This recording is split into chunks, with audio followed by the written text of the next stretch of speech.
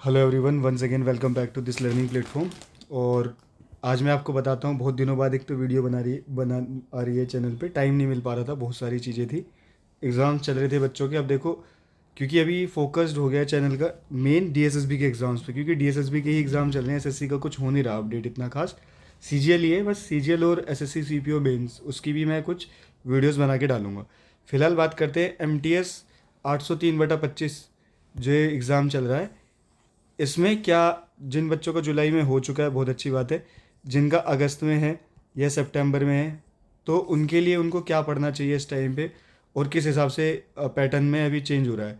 ठीक है, देखो, GK, reasoning, maths, Hindi, English में सब चीज़ों को बता देता हूँ। जीके में फर्स्ट पार्ट ना हमेशा से ही, चाहे कोई सा भी एग्ज़ाम हो इनका, एमटीएस हो, सुपरिटेंडेंट हो, फॉरेस्ट गार्ड हो, इतने सारे एग्ज़ामों का मैंने एनालिसिस डाला है। और एक चीज़ सब में नोटिस करिए कि इसका जो फर्स्ट पार्ट है उसमें स्टैटिक का पार्ट ज़्यादा रहता है। स्टैटिक हो गया नॉर्मली, जैसे कि पार्ट पार्ट 3 बता दो, पार्ट 3 में क्या आता है, पार्ट 4 में क्या आता है। ठीक है, इस टाइप के पॉलिटी के शेड्यूल बता दो, 11वां 10वां। और मेजर माइनर जितनी भी वॉर होती हैं डायरेक्ट ही पूछ ली जाती हैं, पानीपत का फर्स्ट वॉर, सेकंड वॉर। तो फर्स्ट पार्ट में स्टैटिक जीके का लोड ज़्यादा है। सेकंड पार्ट में मैंने आपको बताया, देखो 10-12 करंट अफेयर हैं, 25 के भी हैं और 26 के भी हैं। तो करंट अफेयर करने ही करने पड़ेंगे एटलीस्ट। अगर 25 के नहीं कर सकते तो जनवरी से लेके अब तक के, जुलाई एंड तक के 26 के तो कम से कम करंट अफेयर कर ही लो। वैसे तो एक साल के होते हैं। रीजनिंग सेम है PYQS के बेस्ड पे, लेकिन इसमें स्पीड मेंटेन करना जरूरी है। मैंने फिर बता दिया, देखो ये जो इस टाइप के सवाल होते हैं कि फ्लोर बेस्ड, एफ और यू के बीच में 3 लोग रहते हैं, के नीचे नहीं रहता, ये ऊपर रहते हैं, ये पूरा पेपर आपका बर्बाद करा सकते हैं। अगर आपकी इनको अच्छी प्रैक्टिस है तभी इनको छेड़ो, वरना मत छेड़ो। सिटिंग अरेंजमेंट जो आ रही है वो 7 बंदों की आ रही है, यानी कि 7 लोगों का सिटिंग अरेंजमेंट है। अगर प्रैक्टिस है इनकी भी तो अच्छी तो करो, अदरवाइज मत करो। टफ तो बस रीजनिंग में यही वाली चीज़ें आएंगी, बाकी PYQ है, थोड़ा बहुत कैलकुलेटिव। मैथ्स का देखो, फर्स्ट पार्ट इजी और वही percentage, time and work, basic question है, मैथ्स आप कर जाओगे। हिंदी में आपको पहला पार्ट और दूसरा पार्ट, पहले सेकंड वाले पार्ट में आपको वो मिलेंगे पैसेज, वो करने। हिंदी आसान नहीं आती है डीएसएसबी की ज़्यादा, अगर आप फिर भी पढ़ना चाहते हो तो तत्सम, तद्भव, पर्यायवाची और मुहावरे, ये पढ़ लेना बस हिंदी के लिए।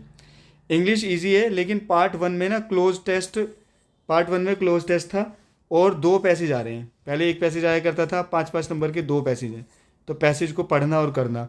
ठीक है, और इन सब चीज़ों को करो। देखो, जिनके 150 के आसपास है जनरल कैटेगरी से, रो स्कोर जिसको लग रहा है कि 150 का है, उसके चांस रहेंगे इसमें 150 के। और ओबीसी के भी भाई, क्योंकि अच्छे कैंडिडेट बैठे हैं और जिनकी तैयारी बढ़िया होती है वो आते आते हैं, तो 130 के आसपास मेरा मानना है कि हाँ, इतनी एमटीएस की चली जाएगी, क्योंकि इसमें सब बच्चे कॉम्पिटिट कर रहे हैं। बाकी अटेंडेंस वही है, ज़्यादा बच्चे आते नहीं है डीएसएसबी के एग्ज़ाम में। एक ही सेंटर है आपका, वही सेक्टर 64, उसी में हो रहे हैं आदर्श परीक्षा केंद्र में। तो 15-20% अटेंडेंस थी कल तो शिफ्ट में। बाकी ओवरऑल जब पूरे हो जाएंगे तो डीएसएसबी बताती है हर एग्ज़ाम में कि किस में क्या कितना रहा है। तो ये रिव्यू है एमटीएस का आने वाला, जो भी बच्चा एग्ज़ाम देगा। अभी अपकमिंग वीडियोज़ में, हाँ, एक्टिव पैसिव बताना भूल गया आपको। एक्टिव पैसिव, डायरेक्ट इनडायरेक्ट और आर्टिकल, ये चैप्टर जरूर करने हैं डीएसएसबी की इंग्लिश के लिए। एसएससी के लिए तो करने ही करने हैं, डीएसएसबी में इनका ज़्यादा रोल हो रहा है।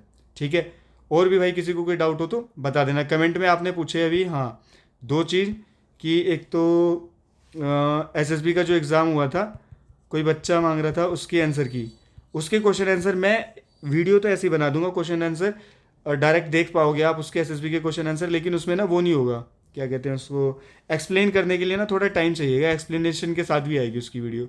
दूसरा, आपका असिस्टेंट फूड इंस्पेक्टर या पब्लिक हेल्थ इंस्पेक्टर APHI का जो एग्ज़ाम आ रहा है वो सितंबर में है, डीएसएसबी का ही। उसके लिए जो वीडियोस होंगी इंग्लिश की, मैथ्स की, वो कॉमन है, मतलब जो एसएससी या डीएसएसबी के लिए है वो बच्चे उसको कर सकते हैं। इनकी प्रॉपर क्लास लगाऊंगा मैं, मिनिमम 5 से 7 क्लास पढ़ा दूंगा आपको पार्ट 2 के लिए भी। ठीक है, बस। और अभी ये प्रोटेस्ट वगैरह चल रहा था, प्रोटेस्ट में आपका क्या राय है क्या नहीं है, इन सब चीज़ों से हमने थोड़ा दूरी बनाई है, पर फिर भी एक वीडियो में आप लोगों की भी एनालिसिस पूछ लेंगे कि क्या किसको कैसा लगता है। तो यही है डीएसएसबी का, और ऐसे ही पढ़ते रहिए। जय हिंद, जय भारत।